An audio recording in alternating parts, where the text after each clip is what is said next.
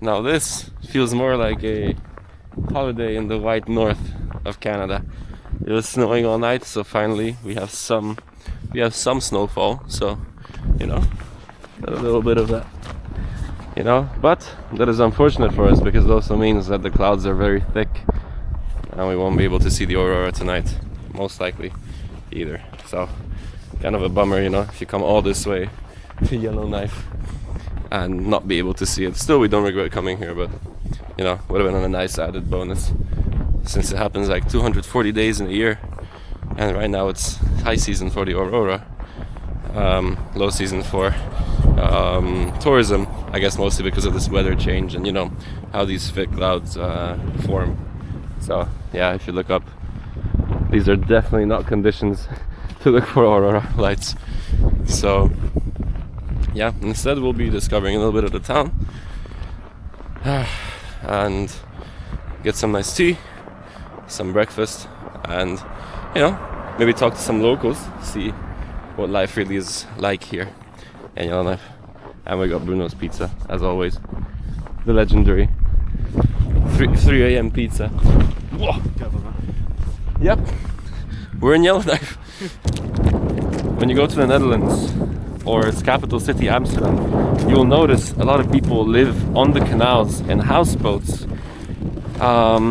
mostly because of the housing crisis and how there's, you know, not a lot of available housing around, and, you know, there's certain restrictions on building houses, etc. Causes a lot of crisis and a lack of homes. Now, when you come to Yellowknife, you will experience a very similar scenario with a housing crisis, you know, a lot of places being built on bedrock and very expensive to construct here and transport different equipment to this place.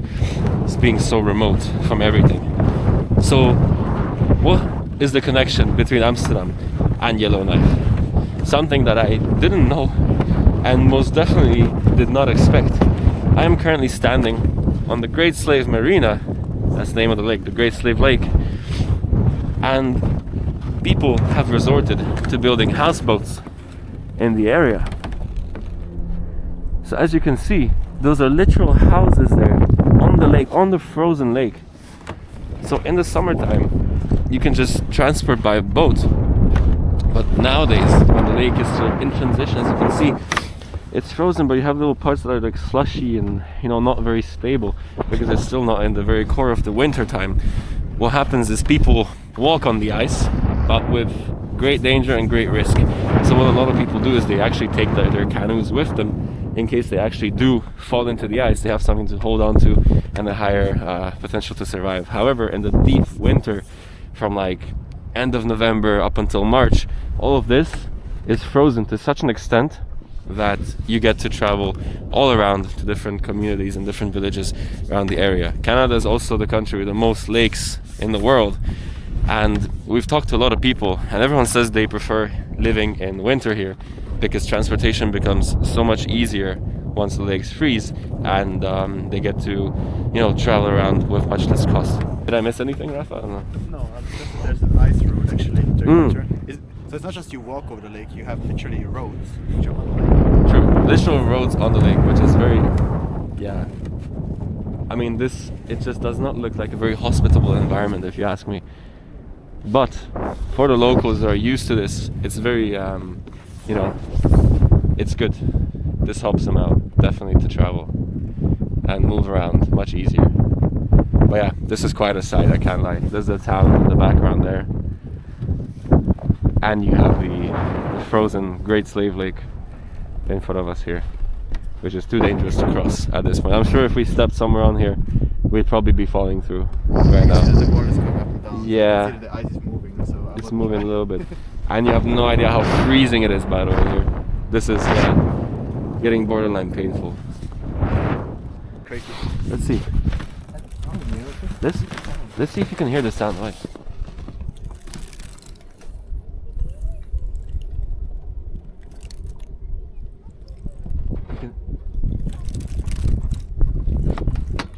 You can hear the cracking of the ice and sort of echoes from the distance almost. I feel like something in the distance, maybe ice cracking or ice moving around, like these different blocks. are carrying the sound over the ice and reaching us from here. It's really interesting. It looks so eerie and it looks so like unwelcoming, you know, this weather. It looks like Unforgiving. no, yeah, unforgiving. Like if you ever get stuck out here, imagine you live on one of those houseboats right there and you run out of groceries, you run out of water or food or anything, or you have to go to the hospital or something, right? And you have to literally take your boat. You can't row on ice, can you? So you just literally walk across with like carrying your canoe behind you in case you fall and freeze to death. So someone, you know, can come save you and you have more time left. Oh yeah, that's true. At least they'll find your body. They can harvest your organs. Wow. Look at the ice breaking and yeah, this is wild. This is one of the wildest like nature. There you go. You see it live in action right there. You see the man pushing his canoe.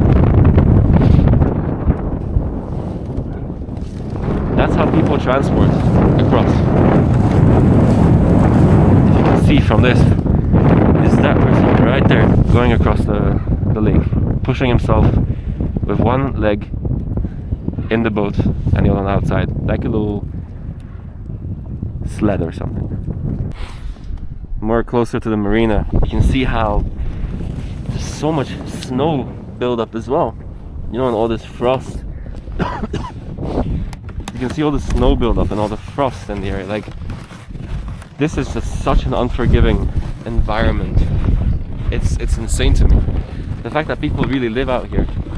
And by the way, this town is barely over 100 years old, by the way. No, not even. It's not even 100 years old. It was built in 1934 because they found gold in the area and the mines nearby. So yeah, the fact that people have been living out here for such a long time. I mean, look at this just looks like a vibe, honestly. I can't lie. A nice house, you know, right by the lake, the frozen lake, with a snowmobile and a nice truck, you know.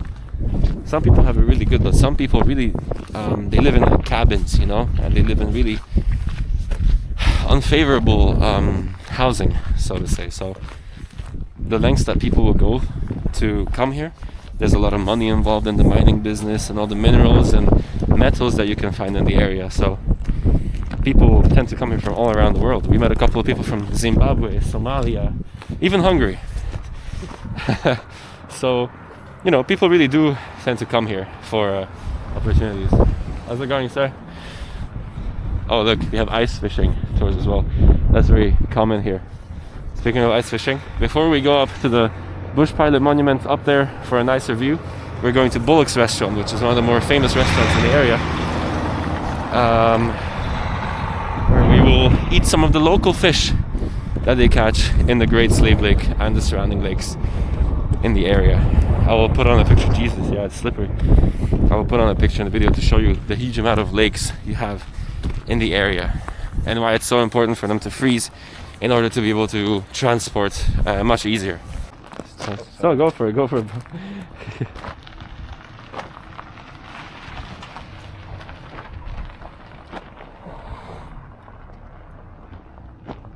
This is insane. This is unlike anything I've ever seen in my life. And look, you even got public transportation. Buses going around. You know, a lot of people don't have cars here. Oh my god. Yeah, I mean, this is definitely a need here, you know, in Yellowknife.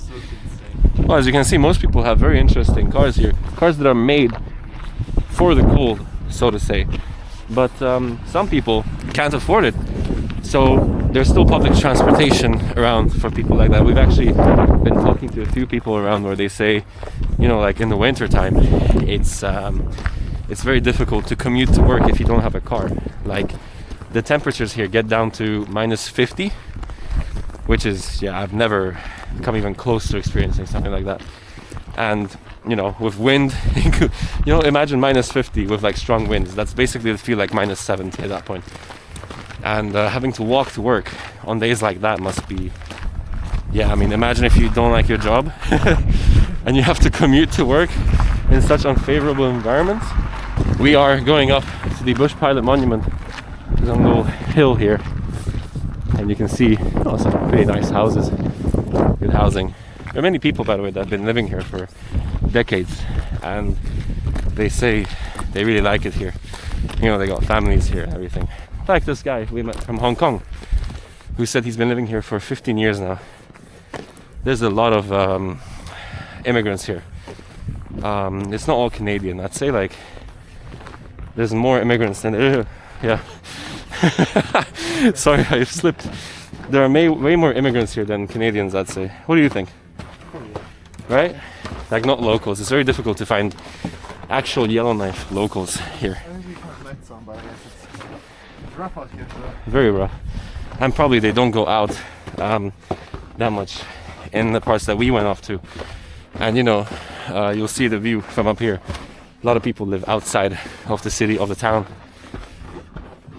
in the different communities and villages that you have nearby. This is the way up, by the way. That's why I'm so out of breath. Okay, we made it to the top. And you got the beautiful views all around. And you got a cold Rafa. And you also have Latinos everywhere here, which is, I feel just at home. But yeah. Statement to complain is I'm cold, while you were complaining all the time before. Not on camera. Yeah, okay. That's not perfect, that's on camera, right? True. Fuck girls. Well, I swear to God, if I exit here without slipping, The camera never dies. cameraman never dies. That is very true. Oh my God, guys, it's very cold. But it's so funny to see that, you know, we ran into some Mexicans, we ran into some Colombians now. There's people from all around the world coming here. Even though I've never really like heard of this place before coming here, you know, like I knew of the like provinces and everything, but sorry, territory. I've already made that mistake a few times. And you know, I've heard of Yukon and Northwest Territories and everything, but I've never heard of Yellowknife. So ever since I moved to Canada, I've been obsessed, because this is actually the northernmost place you can fly to direct from Toronto. And the second I landed here, I started looking into these flights to come up here and be able to experience the north, you know, and see what it's really like here, and the cold, and you know, I mean, who comes here, you know? Look around. The only Europeans we've met here. So yeah, it's quite the experience, but I love it here so far, I can't lie. Like, compared to like the big city vibe, it's so calm. It's a little town, you know, like everyone knows each other here. We keep running into people that we've met, you know, and just like, oh hey, how you doing, this and that, you know. So it's really nice. It's a very good contrast from Toronto, you know. And also people being nice here, you know. You don't have that in Toronto. I mean, No. you have it, but you also risk being shouted at, so I guess you Especially can't have it all. Yeah. in our neighborhoods. Yeah, Both me and Rafa, good we choice. live in like the ghetto of Toronto. No, the ghetto. It's like the. Okay, the speak for rougher yourself. edges- The rougher edges of the town. You Speak for yourself. know? They have character. I live in the... Okay, he lives in the downtown part, so it's not that bad. Which has character. It has character. But I live in a place where it's unforgiving, you know? Alright, we go back that way? Fish? Yeah. This way. It's Bullock's that way. I thought it was towards the end of the town. No fish. Like fish. Cool. So, we're going to Bullock's now for some great fish from the Great Slave Lake. I hope I don't get demonetized for saying slave. But what did you say? It's because the name was given to them because of the indigenous group here. They were called Slavey? Something like that, but it wasn't an accident. It wasn't the name that they gave themselves, but neighboring people gave it to them. So, and eventually the lake was named after them. Okay. But yeah, nowadays it sounds a bit off. Yeah, it's a bit off. But they didn't change it either. Wow, this wind is making things so much worse. Hopefully we don't slip. We're on like a little downward slope here. And we got like, you know, I just one bad move and it's over, you know? Yeah, nah, this is not. I'll keep the camera running just in case any of us falls. Literally just turned off the camera. It's already Like, here. oh, it's like in the Swiss Alps. Yeah, it is a little cottage, sort of. We were right at Bullock's, so What is sniveling? no sniveling. What's sniveling? If anyone knows, they can tell us. Yeah, no idea. I don't want to break the law though. Wanted. Wow, that's so sexist. Crazy. That's Okay. crazy. Why would they do that? Hiding from wife. What the hell? What? What is that? What is this, man? It's This is Why was it recommended by tourist information? this is Bullock's place. This is the entrance. That's oh my god! Ignore the hair. But we arrived at this restaurant, and some of the designs that we have on the walls here. You know. There you go. Thank you.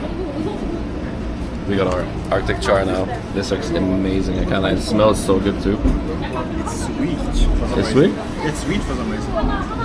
And you have the fish chowder. Let's give it a taste, shall we? Arctic char. Almost in the Arctic. Let's see. Alright. You're saying it's sweet, huh? Any bones in it? Not so far. I'm wondering if you need to take this away or if you need it, you know? Sure. I assume you eat it, but I'm not quite sure. You know? Well, the skin. Yeah, eat it, bro. It's fine. I always eat the skin. Okay. Here you go. That's our sample right there.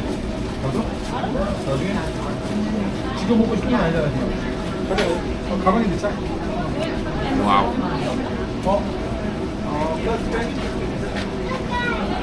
I think that's the best fish I've ever had. Genuinely. That is so good. Yeah. It's like buttery. Bacon. I think they put like soy sauce on it and something sweet as well. Because it's got this like sweet texture to it too, but it's just so good, I can't lie. And let's try the chowder, shall we? I mean, also $50 right here. And $10 for a beer. What is good? Come on. It's good, I'm not complaining, but you know, it better be good if it's that expensive. Okay. This is what the chowder looks like. Let's see. Ooh. Oh yeah, this is what you need on a cold winter's day like today. Or fall's day, should I say. Got a good bit of fish there. It's not very creamy for like a chowder, I'd say. It doesn't look very creamy.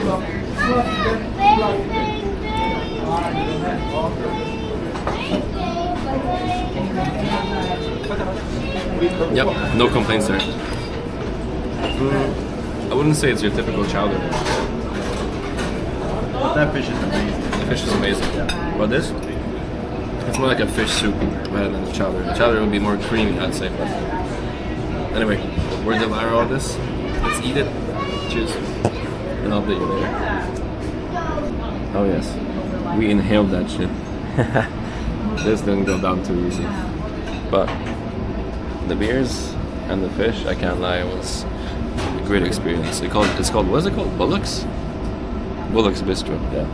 So if you're ever here, oh, I'm about to fall asleep, I need a nap after all that.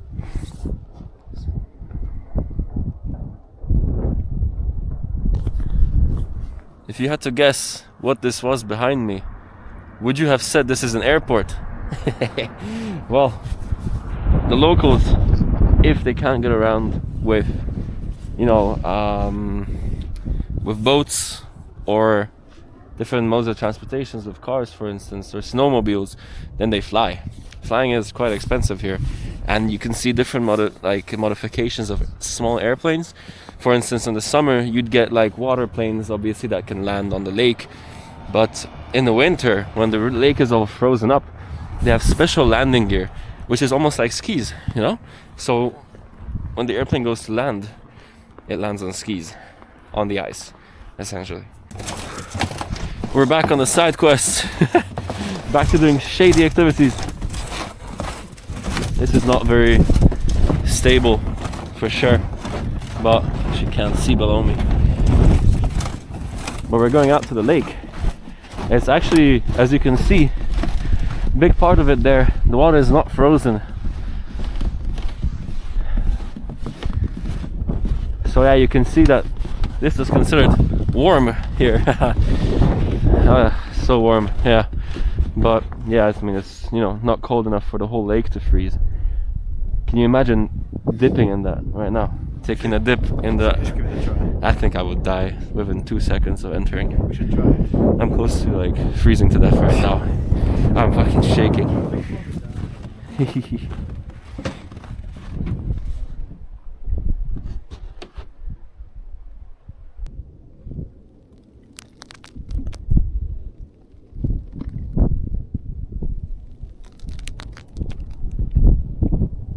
Cheers, bud. Cheers, buddy. Let's do it. Oh man, never gets old. I got myself some NWT specialty. No for starters, wild boar meatballs with some like.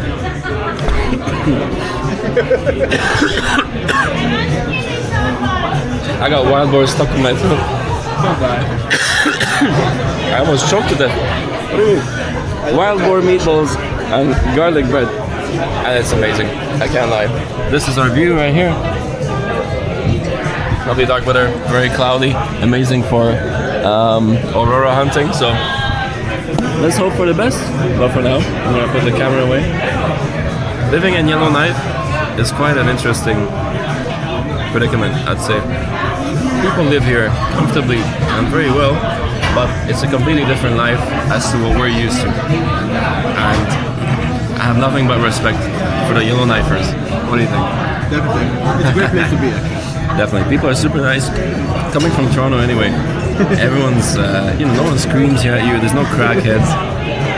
Big difference. If you ever get a chance, you should 100% visit. Yes. I'm gonna devour this now. Rafa's gonna devour his cheesecake. And a little beer. By the way, Rafa drinks IPAs as a free will as well. Best choice. So I'm chilling at this brewery. I met another Slovak person. I'm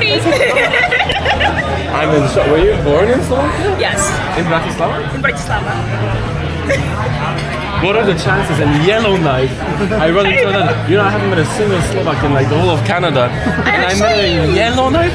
My friend, one of my friends, like husband, she's like Slovak as well. He's from Košice. I'm about to have a heart attack. I They swear to moved God. a little bit further north, but they used to live in Yellowknife. This is insane to me. I am in shock. There are Slovak people here.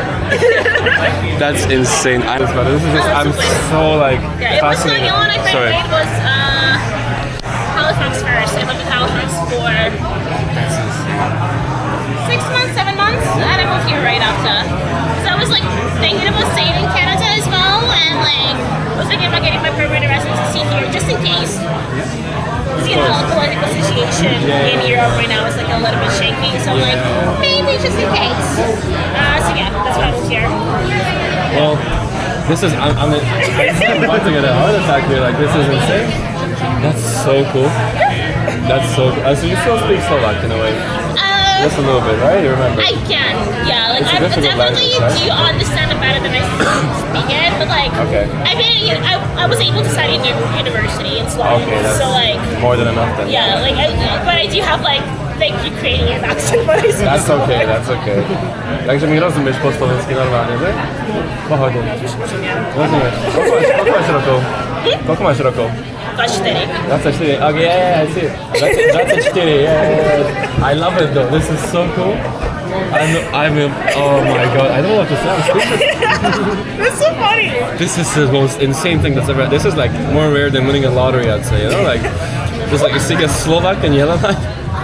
Well, anyway, this Okay, is. I'm gonna come back later. Of course, on. yeah. I don't want to hold you up. Day 3 in Yellowknife.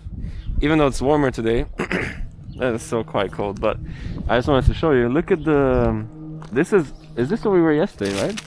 Or nearby, anyway. Well, like, yes. Oh, there's the pier or something up there. But yeah, so somewhere around here is the pier. You remember we could like essentially walk on the ice. Oh yeah. You can even hear like an airplane above, some turboprop airplane. But yeah, if you see the ice here, it's fully.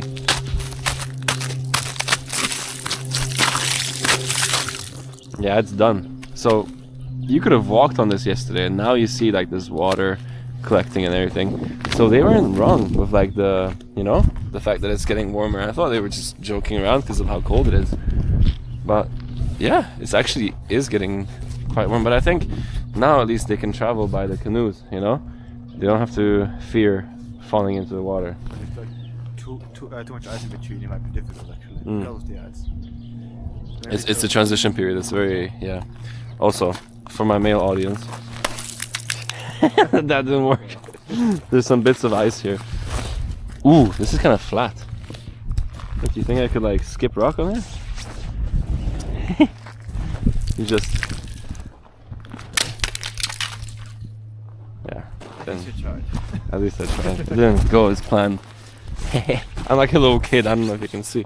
And look at all the canoes. I think these are all the people that came into town, maybe, and they're just here to get some groceries or, you know, eat and whatnot. And then this is how they get back. It's like, you know, let me park my boat real quick. It's a crazy life for my male audience. Okay. And also, you barely have any gas stations available to you. Isn't that right? We checked, and basically you have to really be smart with your gas consumption, and also like have like a tank in your car just in case, you know, anything happens. Because the closest gas station is, well, there's some in Yellowknife, right? And there's one like 100 kilometers away from here, and then that's where the roads end. Oh yeah, we literally are at the edge of civilization here, by the way, because this is literally where the roads end. If you want to go further north, you have to basically find your own route or take an airplane or something, right? Like, you can go down south to Edmonton, which is like, I think they said it's an 18-hour drive with no stops, something like that. And if you want to go north, that's it. You've reached the end, you know? There's no way to keep progressing. But yeah, pretty interesting life out here, I can't lie. Like, I can't really imagine living here. But you know, there's many people that come here for like a few months, just, you know, earn their money. There's a lot of business here. There's a lot of money to be made, especially from like mining and construction, because it's so expensive to build houses here because of all the bedrock and permafrost in the area. So there's a lot of money to be had here. But then again, life is also expensive. Anything else to add? I think I mentioned everything. But yeah, if you ever get the chance to fly 4.5 hours from Toronto to here, do it. It's worth it.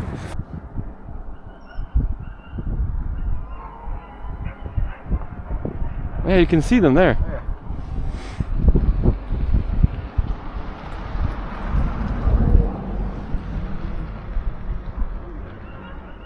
So that's where they train the dogs for dog sledding. But obviously dog sledding right now is tough to do because the water is all melted, right? The lakes aren't frozen over. And some of the most important roads, I think I mentioned yesterday here, come over the frozen lake, which gives much easier access to the different towns around. And so the way a lot of people do transport around here, it's also like a big, what's it called, like a touristy thing to do, is to go dog sledding. Ooh, come. Never mind. I really wanted one. It just wouldn't break off. Okay. Oh. But yeah, so as I was saying, one of the more touristy things to do here is go dog sledding. And yeah, right now they're like training the dogs, but it's not in season. It'll start once the lake freezes over. And over there you have Air Tindy, the terminal for the small airplanes that can fly to different communities in the area, land on water, land on ice, you know, whatever the circumstances allow. Well, in the end, we got some snow as well here in Yellowknife. It's actually our first time seeing like real heavy snowfall here in Canada since we moved here, so it's pretty nice. And yeah, look, I mean, this is Yellowknife, guys. It's lovely 0 degrees right now, so it's actually perfect. It's not freezing, you know, it's not too cold, it's not too warm. And yeah, this also concludes our trip here in Yellowknife. What an experience it has been, and I really hope to return one day. What do you think? Will you ever return? Yeah, definitely. But I will go to Whitehorse first, and like as an excursion from there to Yellowknife. 100%, yeah. Whitehorse is in Yukon, by the way. New, you know? Sorry? Just see something new. It's like Yeah. yeah. True, definitely go out to see new places first before returning to other places, but this place, Yellowknife, will hold a special place in my heart, that's for sure.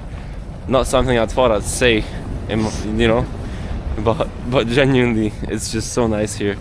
The people here are super lovely, and I just completely, I don't know what I expected. I had high expectations, but I also kept it on a down low, you know, and it just fully exceeded everything that I expected of this place. And what a way to end it, you know, what a way to end it. Beautiful weather, beautiful snowfall. It's massive. I mean, have you seen the size of these? Like, look at them. It's massive. This is crazy snowfall. Hopefully our flight takes off tomorrow morning. And with that, thank you for watching, and peace out. See you next time.